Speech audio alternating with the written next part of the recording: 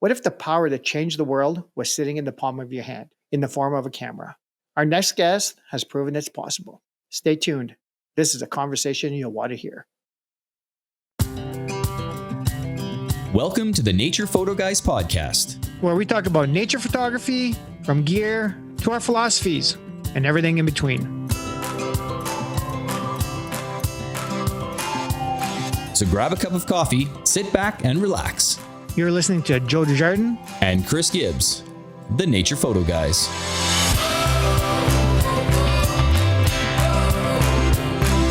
Hey guys, welcome to the Nature Photo Guys podcast. We're very excited to welcome our next guest. But before we begin, we wanted to thank Nikon for co-sponsoring this episode along with the Camera Store.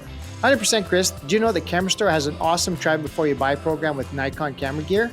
It's an awesome way to test out cameras like the popular Nikon Z8, which has incredible autofocus and performance in a full-frame, rugged camera body. That's right. If you're local and in Calgary and have never been to the Camera Store, you have to go check it out. You can put all the Nikon gear in your hands. And if you want to try something out for the weekend, they have their free Try Before You Buy program that allows you to rent a camera and lens at no charge for 3 days, and all you have to do is pay a refundable deposit.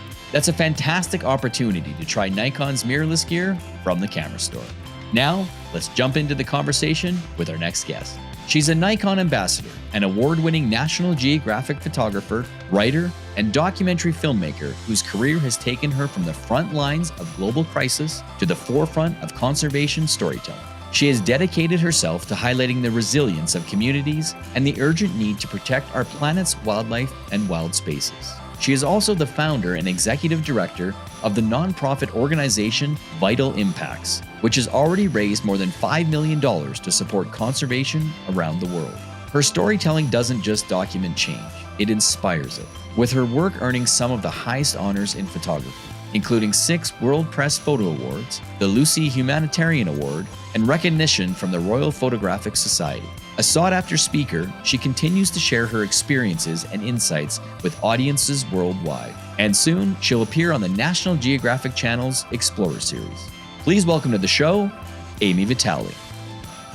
Hello, Amy. Welcome, Hello. Amy. Thank you so much. It's great to see you all. We are so excited to have you on. Thank you for making time, coming on. Oh, absolutely. I'm glad we finally had a chance to make it work. We had a couple of hiccups there, but with busy schedules and everything. So we're really thankful that you're on today. So much appreciated. So. Oh, no, my gratitude to you for making this. Awesome. This is fun. Oh, thanks so much. And I just want to thank Nikon, who I am so proud to be an ambassador for and love them. It's just the technology and the heart behind the company is incredible. Absolutely. So like we do with all our guests, we want you to kind of give us your elevator pitch of the version of Ami Vitale today. So who are you? If you want, who are you today? You know, Freudian slip there. You called me Ami Vitality, and I actually love that. My last name is Vitale, but I love, I just love that because I think that is very much who I am, honestly. Excellent. It's, I think I have a lot of love for life and that, if I could summarize that, it's kind of leading with the heart. Yep. Oh, excellent. Oh, very cool. Tell me about both of you. Oh God, we don't have time for that, Amy. Oh my goodness. Everybody knows who we are. We have fun. We joke around. But we just have fun with the podcast. If you could give me your elevator pitch about who you are in a sentence, I'd love to know. Go ahead, Chris. Me? Oh, yeah. Go. I was, it might be longer than one sentence, but I'll be quick. I was in the broadcast industry on the technical side for 27 years. I was behind the scenes guy running operations at multiple TV stations. And I stepped away in 2019. I was a web designer. I'm a full-time photographer and videographer and hopefully filmmaker in the near future soon as well. So that's kind of me in a nutshell, but wildlife and nature are my primary focus. And sports action photography on the other side. So there's mine. Wow. How do I follow both of you guys? Okay. I've been a photographer for over 30 years. Started way back in the slide film days. Coffee drinker, podcast host, and wildlife photographer. And that's what I do for a living. So really short and straight to the point. So There you go. I love good. it. Well, Yeah. I love that, our parallels are, I love this like very diverse skills and like Mhm. a windy path. And maybe that's how that Absolutely. brings us Sure. all together. Yeah. Yeah. Oh, Absolutely. absolutely. Yeah. A lot of roller Oh, coasters just in our past, I'm sure. yeah. Jump in different Yes. directions and That's a good sign of a rich life. there you Yes. go. That's right. Awesome. So, Too funny. what actually got you into photography then? Like, was it, when you were a child, was it nature that got you involved? The animals, I was like, oh, I need to pick up a camera. I need to document this. Or was it people? Because your career has, spanned over, well, I mean, if you look at what you've done to where you've been, from war zones to, conservation, like what started all that? Like, how did you get involved with your life's work? Yeah, I have been trying to think back and remember like that immediate, like first spark. And Hmm. I definitely know that for me, the camera was just a tool mostly to help me engage with the world around me, which I was really scared of. I was incredibly shy and introverted and very much afraid of people, other humans, to be honest. And then the second I picked up a camera, just something amazing happened where it became this way. What I noticed when I was with people that, you know, being shy, being an introvert was actually this hidden superpower that I didn't realize. Like that was my cloak of, armor in a way, because people, if approached in a really sensitive way, actually want to share so much about themselves.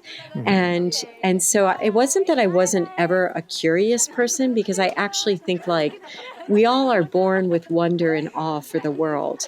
And the heartbeat of wonder and awe is curiosity, right? Hmm. And like the Absolutely. camera was like this way in for me. And it just allowed me, I realized like I was a good listener because I was so quiet and shy and like a good observer. And that's what the best photographers are, I think, are like the best observers of life and being really good listeners. And so that's how I started. And actually then like this beautiful tool gave me so much over decades. It took me a long time to really develop confidence and then finally a voice. But I'm so grateful to it because it helped me helped me figure out who I am, Hmm. what I care about, Absolutely. and do you feel the same way? Did that happen for both of you? Oh, Amy, you keep putting us on the spot. This is That's a about tough you. question. No, it's about us. Oh It's my Sure. about us. goodness. Oh my goodness. Oh geez. Okay, go, Chris. Well, definitely for me, I've always been interested in Yeah. photography. Video came first. I mean, I've always been, had a video background, always been interested in wanting to tell stories and all that, and trying to get that out. Still to this day, trying to, even though I get my photographs, but I also end up getting my video. I end up tying to Mhm. that. So I feel close to animal behavior and watching animals in the wild and finding that the photograph may not just capture everything, which is why I'm leaning on the video side a little bit more. But it definitely, at some point, I definitely realized that this career in television was not it. I needed to find who I really was, and I felt creating and exploring the world through the lenses is where I wanted Mhm. to be for sure, which is why Mhm. I took the jump personally. So, you, Mhm. Joe? Oh, let me see. I think it was all to do. Photography was a creative outlet right from the beginning. My mother is an insane artist, painter, uh, crafter. Just anything and everything she puts her mind to, she becomes like an expert at. And back then, I remember as a kid, we were carving soap, into owls and stuff, and always had paint and always had, that sort of thing. And I think photography just turned into that way of being creative, like another extension of, of who I was as far as that goes. And from there, I started with people and then eventually moved into nature and wildlife. So, but I think I can thank my mom for starting out for sure. I love that. Do you still have those owl carved soaps? I have Can I get everything. one of those? Could I please? have everything. I would love to see the I'll see if I can I'll have to dig put it that in the out. show. Yeah, I'll have to put that on a show. But I'm one of those. I guess I'm a little sentimental because I have everything. I mean, my mom even just actually brought me my library card from back in. Oh, that's awesome. Oh, it was hilarious. Like from when I was 12, she keeps everything too. So it's just, I'm sure I have something like that somewhere, but I think that's how things really got started for sure. So that's beautiful. Yeah. It's I think it's like an incredibly powerful tool. And it also, I also realize like it is like anything that is powerful, it has like two sides to it, right? Like it can be so empowering. It can give people voice. I'm talking about photography. And at the same time, it can be incredibly exploitative. And so, I think as a sensitive soul, I think we all are born that way. And I think that very early on, I was very interested in humanity and issues of human beings and like why is there suffering in the world? I really wanted to understand. And I think that I also realized like I went through a very traditional journalism background and, the ethics of that I really believe in so much of that. But I also realized like there was an exploitative side to what we do very often. Like when we were asked to go into communities we didn't know anything about to tell stories that with really no deep understanding. And then that was like the heartbeat actually of local journalism. And even, I became an international correspondent, same thing. They'd send me, parachute me into places, started off like somehow ended up down this path of covering human conflict, the horrors of the world. And my life turned into a horror show where I would just pop in and document, the great suffering happening all around us. And I was really uncomfortable with it. On a deeper level. Like I inherently understood that there's so much more complexity and that it's just, how do you do that? How do you show that complexity? And so I think like very early on, that's what's kind of led me down this very beautiful, windy path. But I was like, I need to stay in places longer. I need to slow down and like actually understand what it is that I'm trying to communicate. And so I ended up living in the middle of the conflict between India and Pakistan in Kashmir and lived there for 4 years to try to go more deeply to understand these stories. And I actually realized like it takes a lifetime to really understand any place, even our own, ourselves, honestly, in our own communities. They're deeply complex. But yeah, I'm just going back to your original question. So I set off this path of like covering conflict and then really had this like profound moment where I began to understand that at the backdrop of almost every single conflict I had been covering was always the natural world, right? And it's so interesting. Like, I mean, I've been spending a lot of time in nature this summer, and it's so funny how, like even the trees, like we act like they're the backdrop to our story. when in fact, really we are the backdrop to their stories. If you Right. think about how long they live, like Hmm. we're just a blip in time in this Hmm. world. And I think about like, species like the monarchs, who it's so incredible that like one life cycle, they don't actually make the whole trip around the globe that they make, but somehow they're genetically hardwired the next generation to know where to go to make it to the next place. And Hmm. that inside of all of us is this deeper understanding about the natural world. Like we are all wild and we just have kind of shut that down. And so this is very long winded, but I really began No. to understand that all these stories I had been telling about human suffering and, and conflict actually were connected to a breakdown, a total disconnect with the natural world. Because everything is dependent on our resource. We treat it like it's just resources. But if we just keep taking and taking, eventually, the environment breaks down, whether it's water or loss of fertile lands. Um, Eventually, that is actually what leads to more human suffering. And so I kind of made these like connections to these bigger things that were happening in the world. Now it's been like 18 years ago. And I was like, I have got to change the kinds of stories that I'm telling and make them more holistic to Hmm. tell a greater story of who we are and where we're going. If we continue this kind of relationship with the wild, right?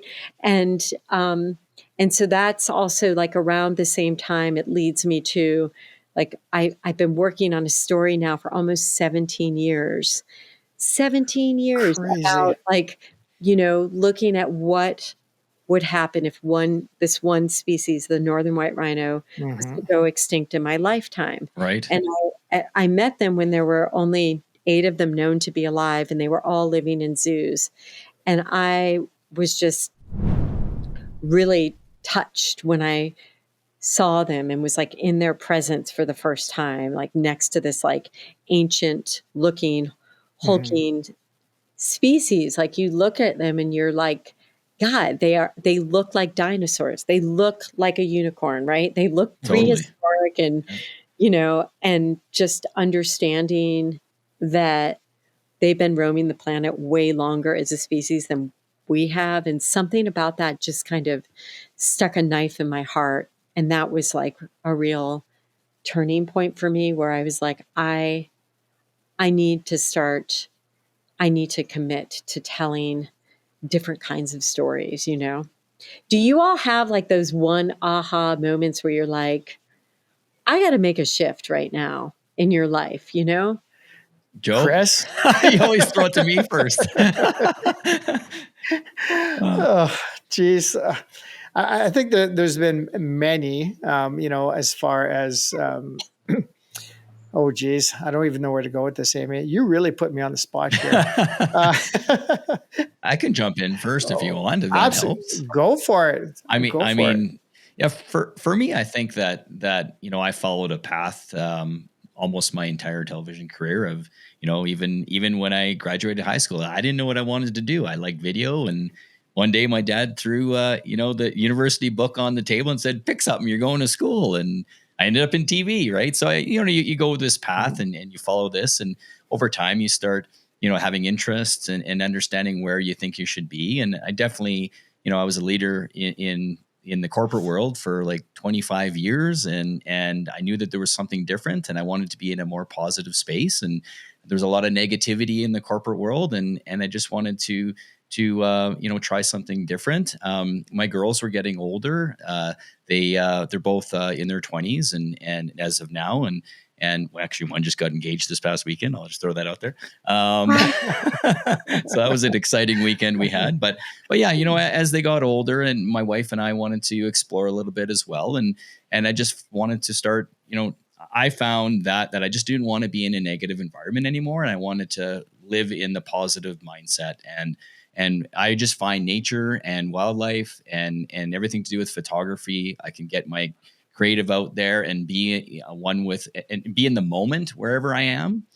whether it's, photographing wildlife or photographing nature or in front of a waterfall. And I just try to be there, be as present as possible. And I definitely found I just didn't want to be that, following everybody else in the world in the corporate job scenario. And, my wife and I wanted to explore this other direction. So I guess it's maybe not fully answering your question, but that's the big one for me. I did find that I needed to make a change, and I have. So, yeah.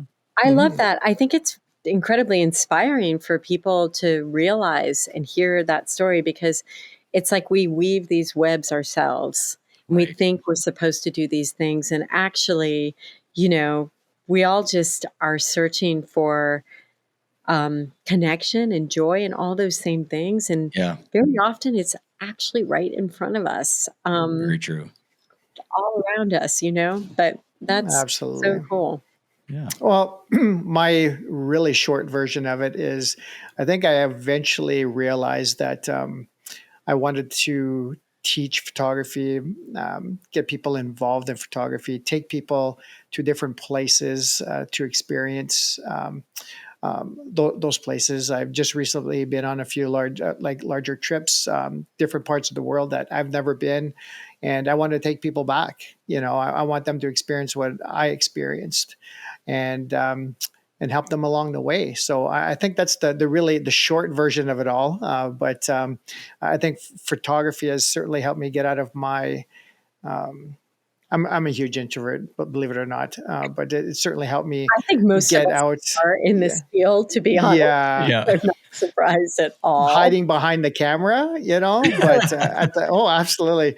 But well, even this was hard for both of us to start 5 years ago, right? Oh, Joe? my goodness! Step in front of the camera was tough. So. We did not. Yeah, when Chris asked me, I was like, I really had to think hard. This was like, even to this day, Amy.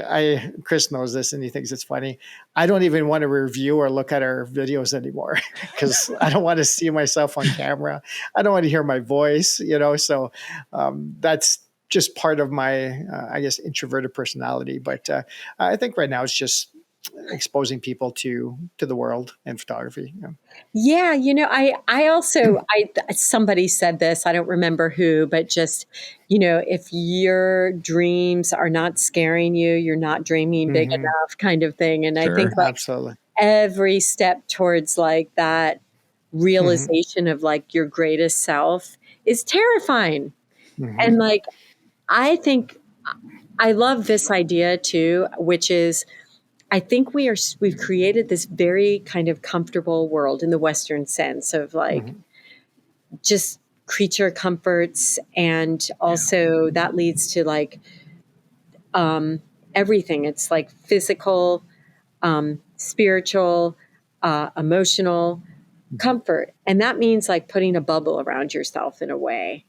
And I think like, actually, our greatest joy is when we're going through this like challenging moment that is very often incredibly uncomfortable, right? On every level.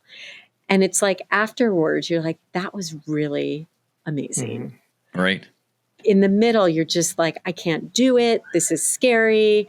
It can be with other people. It can be, climbing a mountain. It can be so many things that scare us. But like, I think so much of the root of our issues these days is just fear, fear of this unknown.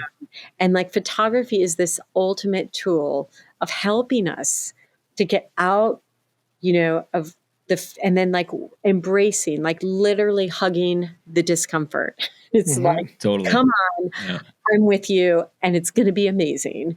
And I'm convinced that so much comes down to just that. Absolutely. And I feel photography just kind of puts things on pause too, because when you're out there, say, photographing nature, there's not a single thing I think about at all. I mean, it's you're so involved, moment, right? Yeah. In the moment. It was kind of, I just got back from Svalbard and I was on a ship that it had Wi-Fi, but the minute you left port, after about 3 hours, you were totally disconnected for 10 days. Now they had the option of purchasing Wi-Fi so you could stay connected, but I opted out.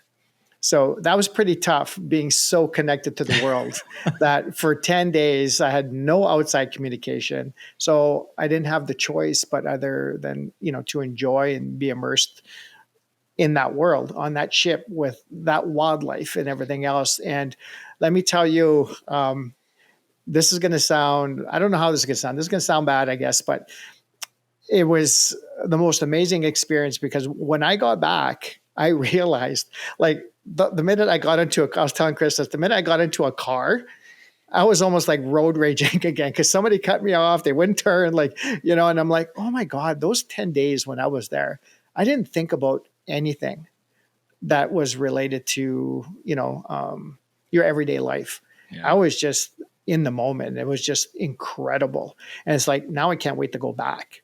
It's just one of those experiences. Yeah. Well, they say it literally doesn't even take that long. It's like all you need to do is like for 3 days, totally disconnect. Absolutely. And you start reconnecting and remembering, like finding that side of yourself that like it just exists in all of us. And I know it's a really interesting question. Like, how do we create a different kind? Because we're all wrapped up in this now. We've created this very digital world. And that is like the $1 million question right now, is like, how do you create that balance again where, you are much more connected and like, and in a way like that helps you live a better life. It was crazy. I had all these ideas of, recording myself and recording this and that to put like a video, a little story together and everything else. But I found half the time I didn't even want to pick up a camera. Yeah. I'm on the front of the ship. I'm going through the pack ice. It's the fog. And then all of a sudden a polar bear just came out of the fog, and we're just like, oh my God, and then it was like kind of time, obviously, to get the camera, but it was just like, I didn't want to do any of that. So I'm kind of short on content to create this video that I wanted to do, but you know what? It's okay. The experience was, It is the experience. And I think since this is probably listeners are really into photography, I think we all need to actually sometimes put we're back in this, like, I just think like we've created this world of just too much focused on, we say we're trying to protect nature and do all of these things for the natural world when we're in this, in wildlife and nature photographers. But like, I think it's so important to ask, like, okay, what is our impact, first of all, like on the natural world by being there? And, that's actually, I created a nonprofit that supports local environmental photographers to focus on solution-based environmental stories in their backyard. Because I feel like it is so great that you have the ability to travel to a place that I've never been there. I can only imagine. It's incredible. And I think that is wonderful. At the same time, I think the stories like are right here, like even in urban spaces, they're all absolutely. And that, we're so like concentrated on like being prolific in what we create. And sometimes we're just missing the best stories that are right in front of us. Like sometimes they're literally right behind you. All you have to do is turn around.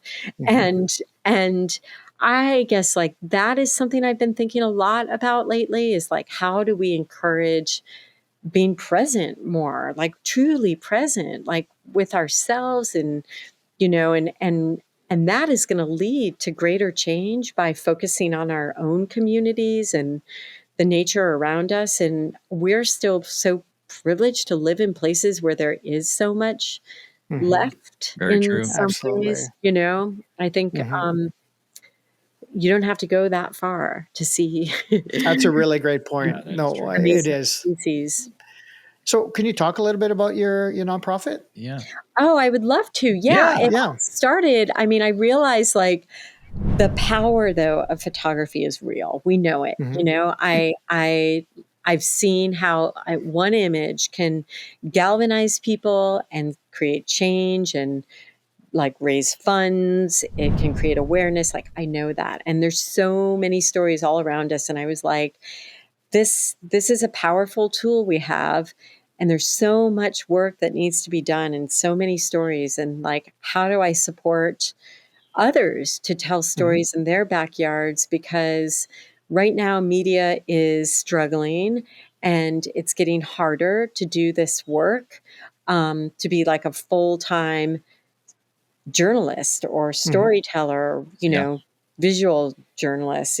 It's really hard. And so I also am connected to just some of the most inspiring individuals in this space who are not just talented photographers, but generous souls, like just kind of get the mission of why it's so important to, mentor and open doors. Like I feel so privileged that I have in my lifetime been able to like get access to some of these spaces and platforms that very few do. And so it's like, what can I do to make sure that other people, young people, people of color, marginalized people, like also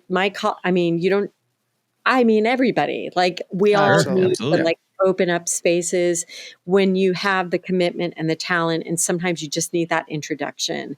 And so I realized like I can probably do some of that and just start on a small scale. And in the beginning, I started with just group print sales where we've actually raised now like $3.4 million, and 60% of that went to grassroots conservation efforts all over the world that I knew were doing great work. But then I also wanted to like help the photographers, earn income. They need money too. And so 40% went right back to the photographers.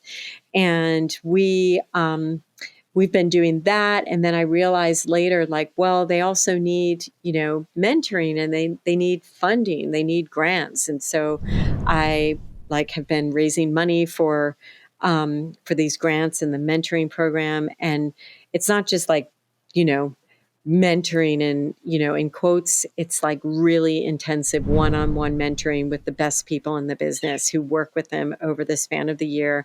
Then at the end of the year, we create like these pitch sessions with all the best editors around the world who get to hear their stories and then get to decide if they're going to publish them.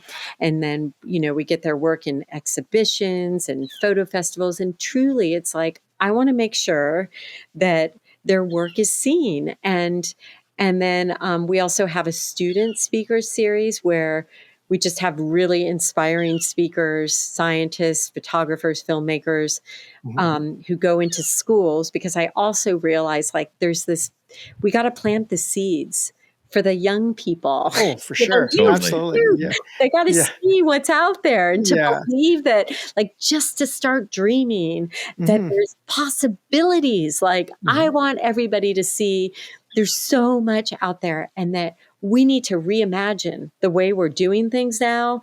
And I think the kids are like, they haven't been programmed already. I want to like start with the pre-programs.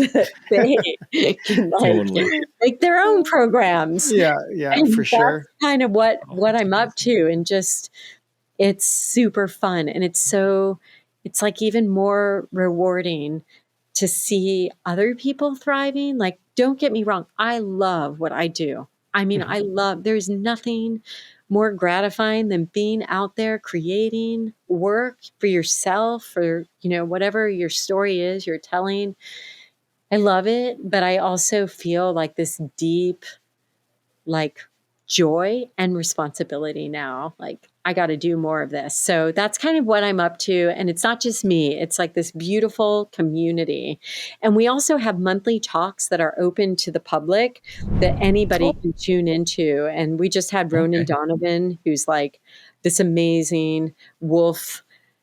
I mean, many species, but he's just so connected and firmly grounded and just has so much wisdom. So I just want to create platforms for all these amazing people. No kidding. How do people find out about this? Is there the website? Yeah, we have a website and we're on social media, and it's Vital Impacts with an S, not with there's another vital impact. And I actually think it's like it's not exactly what we do. Okay. Okay. Make sure they add the S. A gun company or Oh. something. Oh, jeez. Oops. Oh, my goodness. So we're vital impacts with an S. Okay, Oh, perfect. geez. We'll put that on this post on the show here for sure. With the Yeah. S. Yeah. And there's also another Ami Vitale who spells her name AMY, and she's like a bodybuilder. That is Oh, okay. Oh, jeez. I am not the bodybuilder. You don't have a side or career? the gun company. No. Oh, jeez. So Amazing. Wow. Good. So, Amy, we know you're a Nikon ambassador. What gear are you using lately from them? oh my gosh, they are amazing. They just actually came out with an update, which is free.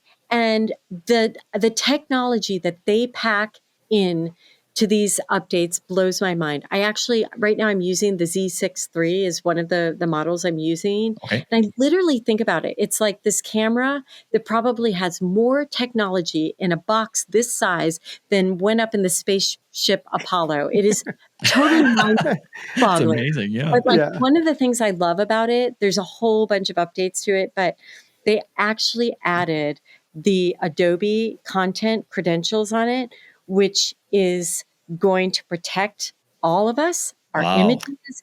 It basically puts this little icon, and they've been working on this for a long Mhm. time with Adobe. Okay. And basically, it tells all the AI companies that are scraping the internet, using our images without our permission to train their models. Mhm. One, it tells them, like, you do not have permission to do this.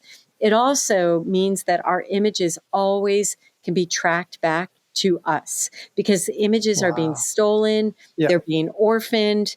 They like Mhm. people then lose, who the original owner is. Mhm. And now it's like on there and you cannot remove it. It's like there's just so many great things. And then the video capabilities are absolutely incredible. Nikon was the company that allowed me to go from just being a stills photographer to now, making films in this National Geographic special. Like a bunch of the footage is actually mine on that because I was the only one very often filming so much of this story. And from that camera? From that camera, from That's many amazing. different models. I actually also Yeah. used the Z9, Okay. the Z8, the Z6 III. We were making that film for 5 years. So Oh, fair enough. basically every time Crazy. a new camera, I would I love the technology. So I'm always like upgrading.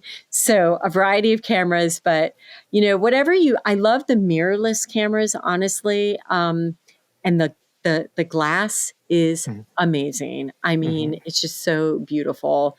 You don't need much. I mean, I think that's what I love about Nikon has taught me that it's not always about having a lot of gear.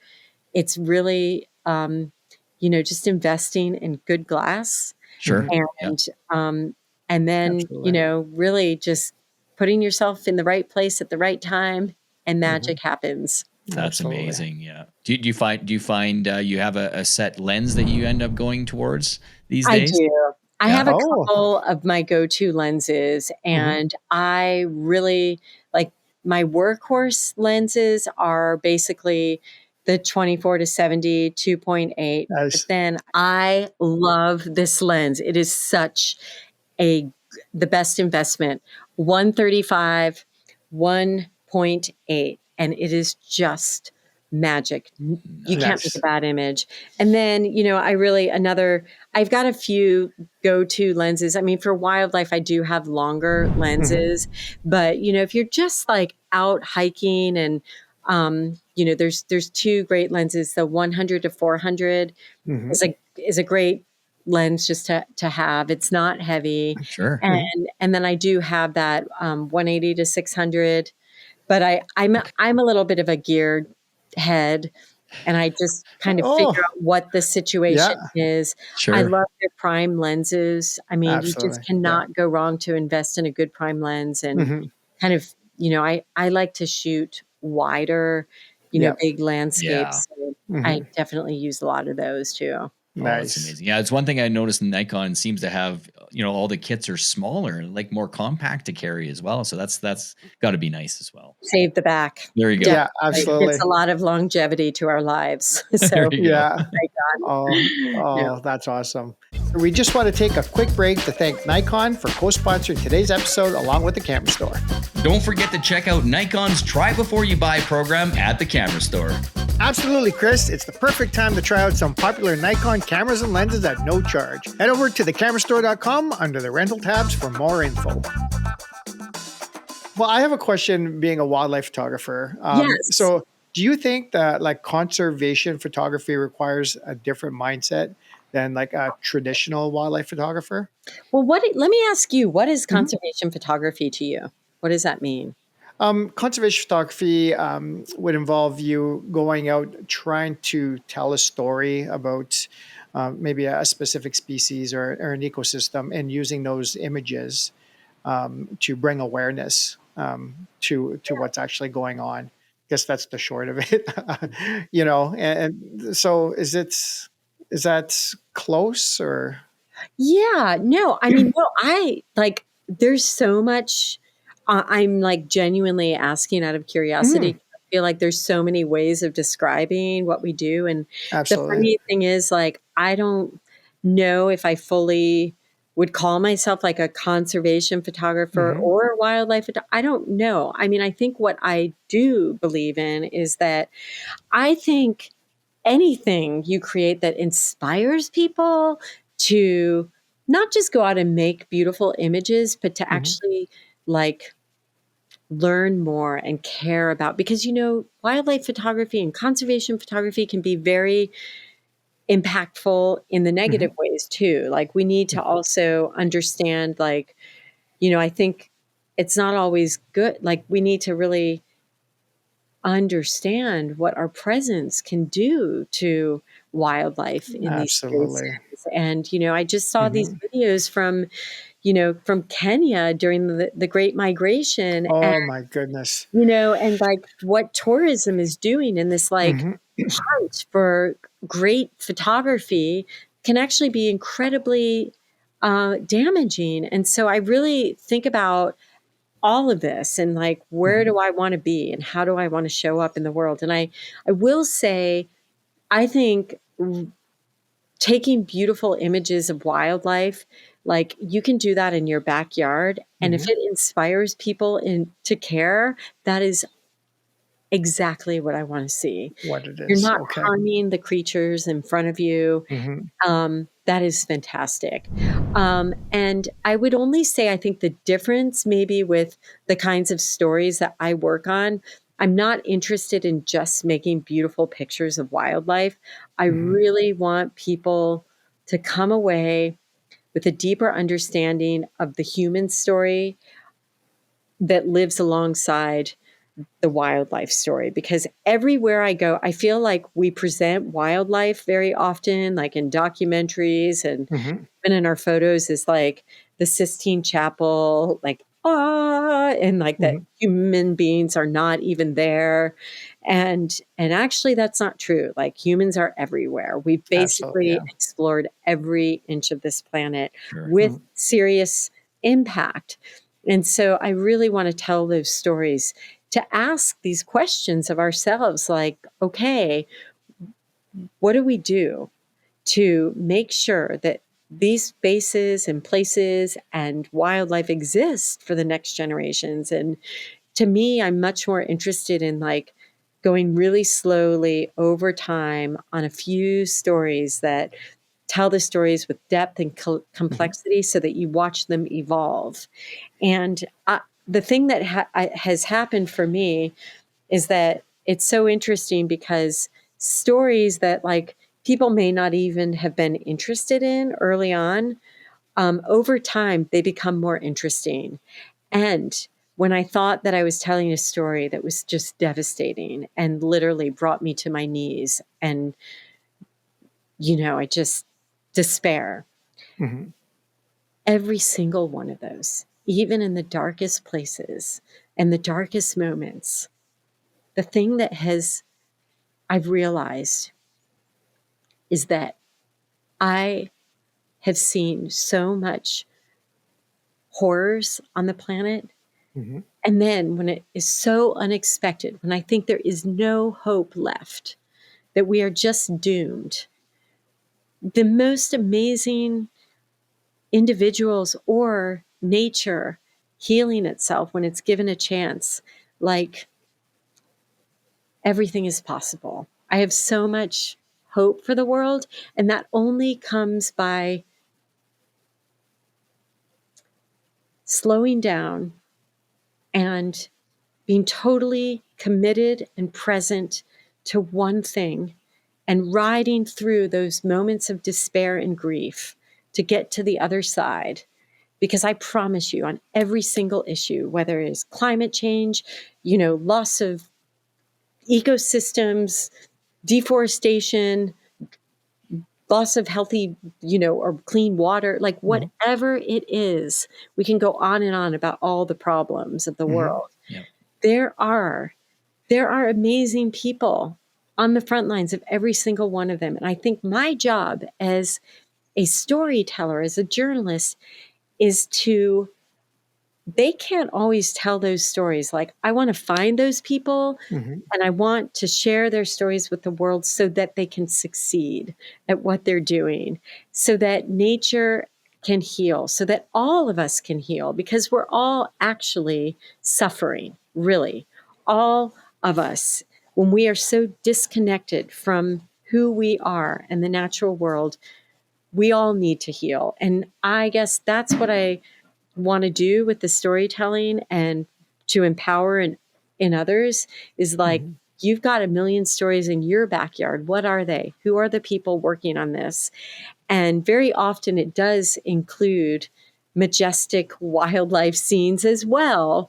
Oh, sure. Yeah. But like, it's just like a mix of all of it. And that's what I think my work is. That's amazing. Have you grown to understand that over time, especially when you're working with the northern white rhinos? Yeah. Okay. 100%. Like, I mean, I really struggled for a long time and got to a very, very dark place about the world. And I think like, it's just so important to really understand that, it's again about that discomfort. We all do not want to experience grief and despair. No, but we're just like, oh God, no, I don't want to get near that. Like, let's not go there. But the truth is, we all have to go to that place to get to the other side, which is then love. Like, love, if you don't love, you're not going to grieve, and vice versa. Like, if you don't grieve, you're not going to love. And I just see that connection to everything. And that is at the heart of all the work. And that is the heart of every single story. And I think, this image I took of the last male northern white rhino, the moment he passed away, it encompasses deep grief and deep love. And that, I think, is also what makes powerful stories, is like, how do you show both? It's so hard to do, but you've got to show the complexity and the grief and the love all together. And that will make people stop in their tracks and care. Oh, Well, actually, my next question was, do you think one photo can make a difference? I do. I've seen it. Yeah. And you just nailed it right there with your last photo. And, and Steve Winters, his picture of 22, the mountain lion in front of, the Hollywood sign. That one image is what inspired the world's largest wildlife overpass in Los Angeles, connecting these habitats that have been totally disconnected. I think it's like 10 lanes of traffic. And he just dreamed of this image. People were like laughing at him, saying, there's no leopards that even, or mountain lions that live there. And he's like, well, let me just set up a camera trap. Let's see. And it took a year. And then, a mountain lion made that I've seen the photo image, and it's just like that image sparked so much change and still is. And like, then when P22 died, like the whole world mourned. And how did he do that? He rallied the entire world around this story that so many people like weren't even Mm-hmm. connected to.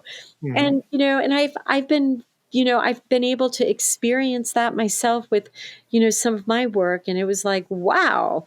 And I will say, I think like all those images take time. They don't happen overnight. They take trust with the communities to trust you're going to like Oh, for tell sure. their story authentically, that you're not there just for yourself to exploit the story. Like there's so much relationship building and like just it's a really cool thing what we all get to do. And it's work, Mm-hmm. Oh, I remember seeing Steve was here at one of the Nat Geo Live, and actually got his autograph on his magazine, so it was pretty cool. But I know fanboying a little bit, but yeah, I do the same. yeah. So, but just he had a very good explanation as to how he actually pitched the story and what's involved in the story. And it was such a good presentation to know that, some of these stories aren't just, oh, I'm just going to go take these pictures, come back, give them the National Geographic, and we're good. I mean, it takes years and years of failure and even the littlest, like, equipment malfunctions and this and that. And it's just to get, like you said, maybe that one image that's actually going to make change. But I think people have this idea of this glamorous lifestyle of National Geographic photographers. They get to travel and just pop their head out of a van and take a few photos. And, so I like going to these events where they actually explain how they got the photo or what's involved in documentary photography or conservation photography, because it really puts it into perspective that, I mean, they have to dedicate their life and sometimes to just the one story, or half of their life to get this one image and everything else. It's just absolutely amazing. It is. I mean, I love this idea of like even just talking about the mythology. Like, maybe it was that way before I was born, but I never had that where, they would send you on assignment for years or even a year. That's not how it works. Like most of us have already invested and spent so much of our own time, resources, like figured out how to fund it ourselves. Like I worked as a waitress and saved up money to go start doing my first story. Nobody was out there doing that. And I think like in today's world though, like the big question I always get from all of our mentees at Vital Impacts is like, how do you fund it? And I would say the most important thing all of us can be doing is to like diversify your skills. Like you need to be able to make films. You need to be able to, create video work. You need to be able to make those stunning images. You need to be able to write, to be able to speak about it.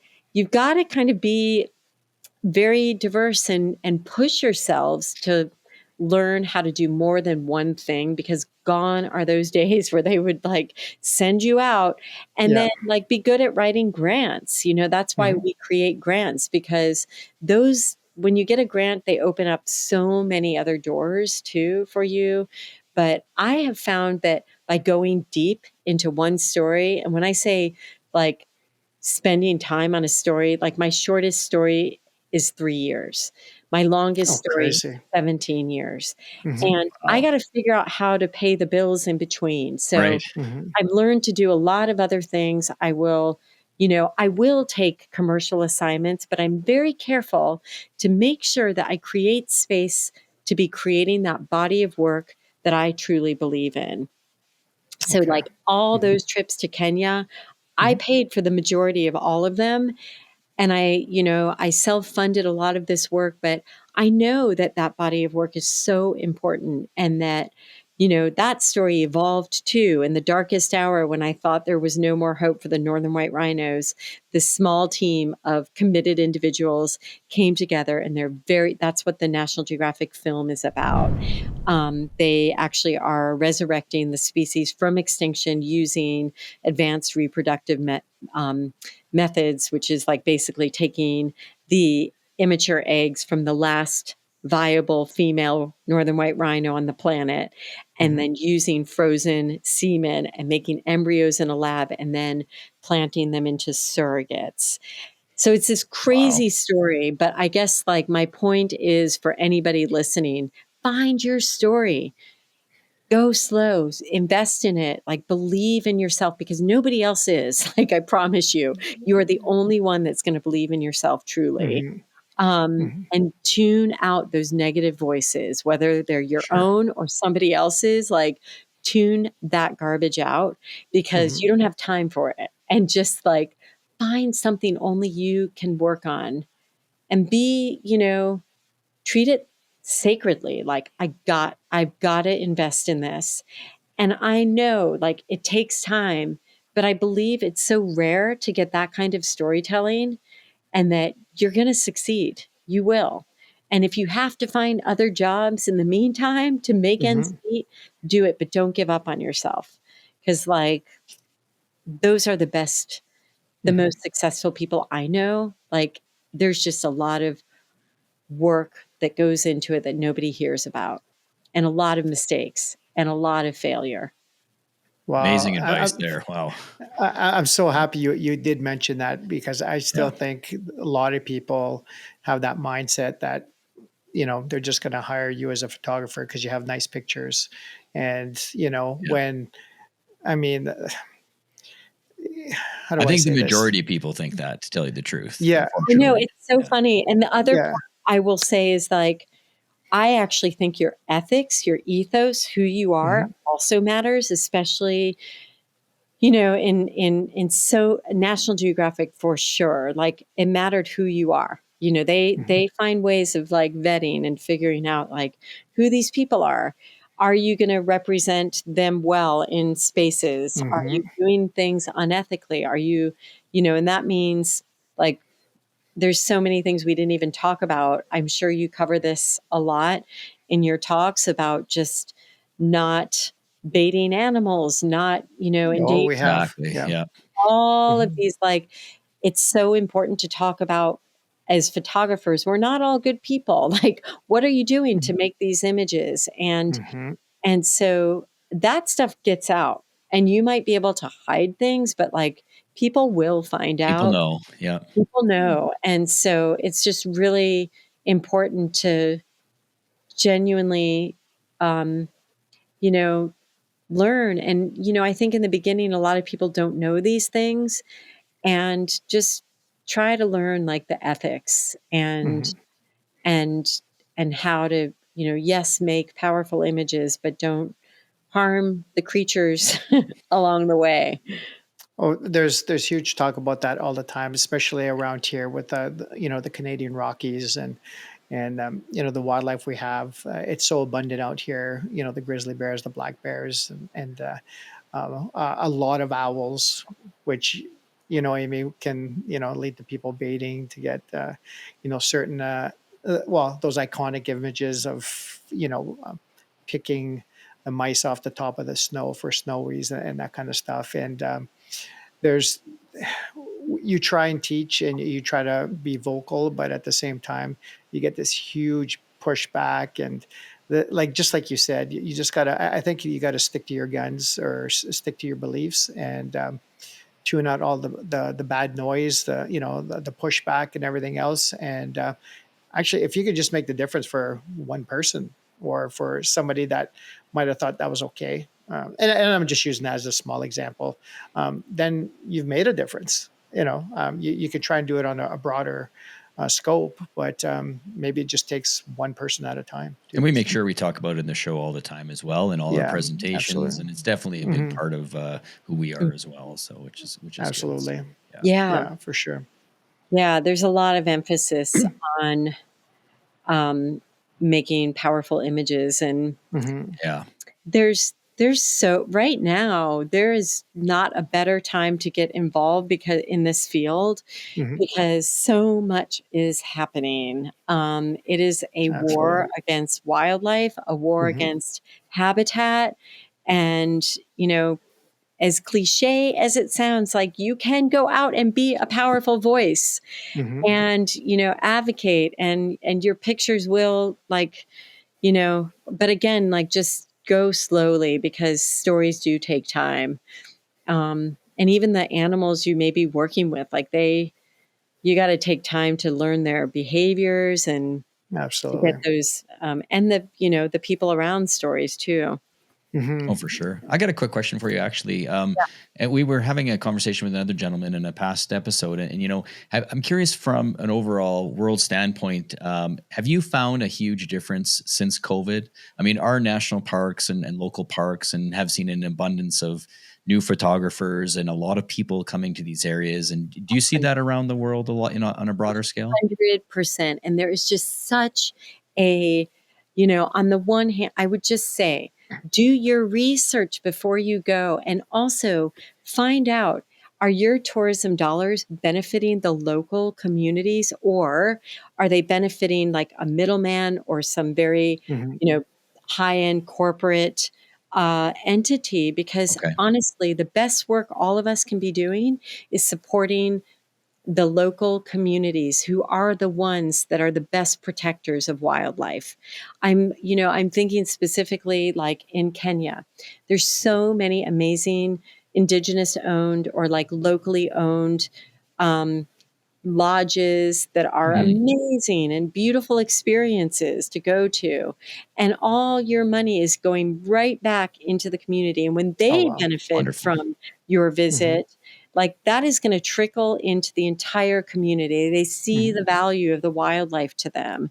It cuts down on all the poaching. Like, it's such a different story in Kenya, for example, than it is in South Africa. Kenya, during the pandemic, the tourism ended completely that year and a half or whatever Yeah. it was. And if you compare, in Kenya, they had 0 rhinos poached. Same year in South Africa, because there was no Wow. tourism, they had over 400 rhinos poached in the same year, because Oh my God. and they consistently every year have 400, 500 rhinos poached. And the reason is so different, because, like, it's not benefiting the local communities. Right. It's not just about security, because believe me, South Africa has amazing security. It's because the communities are not always benefiting. And I'm not speaking about the entire country. I know there's like good places and bad places. Like, I don't want to Sure. generalize each Sure. country, but I just mean, it's up to us as the visitors to, like, really do your homework and ask those questions, like, is this a locally owned lodge, or, are you giving back to the communities that, we're staying in? So those are, ways of helping. But yeah, like, every place is being overrun everywhere I go. And it's Yeah. heartbreaking. You just It see, It is. is. yeah. We've Yeah. seen huge impacts here too. I Yeah. mean, one part of an area just west of here called Kananaskis actually surpassed Banff National Park when things opened up, and it's a fairly small area, but something like 4.5 million people visited this one area and Yeah. surpassed Banff National Park, where it was insane numbers Yeah. when it opened, when the world opened up again. So and you just see that on the landscape, on the trails, even parking areas and garbage, and it's just it's sad to heartbreaking see. to see. Yeah. It is. It absolutely is. Oh, totally. And this whole, like, social media thing too, where I've seen so much of, like, people coming way too close to animals, and in the end, Yeah. these animals have to be euthanized because they start getting habituated, because people are just, like, Absolutely. getting closer and closer and not really caring about the creatures. So Agreed. yeah, I think maybe these conversations this audience is already tuned into. And I guess, like, I think, instead of despairing about the world, it all starts with ourselves. And, like, Absolutely. Yep.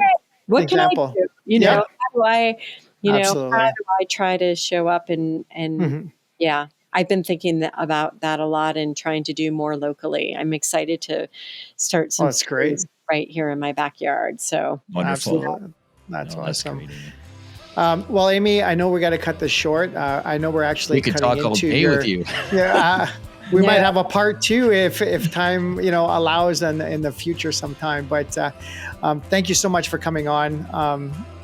I mean, this whole episode has been inspiring. Oh, for sure. Yeah. And I hope it inspires others out there. But it certainly has inspired me. So thank you so much for coming on. Yes, you guys thank are you, Amy. amazing. No, it's such a joy to meet you, and you're Yeah. really close, so I might show up on your doorstep one day. Sure. Oh, you betcha. better let us know. Oh my God, we'd be so disappointed if you didn't. So We'll be waiting for you.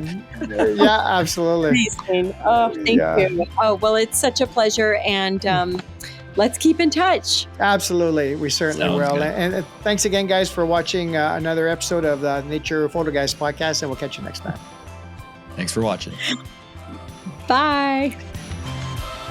Before we wrap up, we'd like to thank the Camera Store for supporting the Nature Photo Guys podcast. They're a legendary name in photography, and their support helps us keep bringing you these episodes. Don't forget to check them out at thecamerastore.com for all your photography and video needs. Thanks for joining us on the Nature Photo Guys podcast. If you have any questions, contact us at info@thenaturePhotoGuys.ca or message us on Facebook and Instagram at the Nature Photo Guys podcast. Visit YouTube and subscribe to our channel to watch all our latest videos. Or follow and listen to our latest podcast on Apple Podcasts, Spotify, or on our website at thenaturePhotoGuys.ca. We'll catch you next time on the Nature Photo Guys podcast.